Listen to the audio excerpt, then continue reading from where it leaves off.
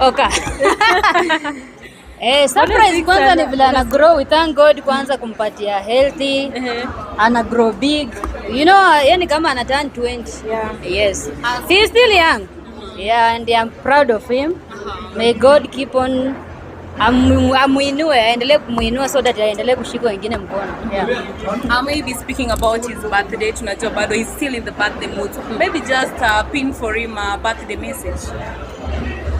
Wanaimbianga aje mtu? Happy birthday to you. Wewe uka. Keki sio mkate. Karibu nimwambie umezeeka wewe sasa. Lakini karibu nichome. Hakuna mtu sijui, lakini mimi namuishia happy birthday. Aendelee kuglow, asizeeke mapema. We need him. Asizeeke mapema, aendelee kuglow na enjoy. Ile ni siku yake, wacheni enjoy. And then on Facebook, the fact that Obina is talking about my mistakes today.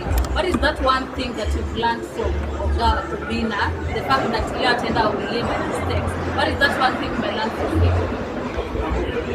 Hii maswali zenyu leo ni ngumu. Nimelani vitu mingi. For example, you can mention one. The best thing I have learned from Obina, hardworking. He's very hardworking man. Yeah.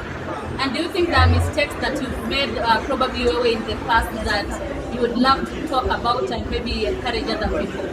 Me hakuna mistake nimesha make kando tu na kuingia kwa relationship when I was young.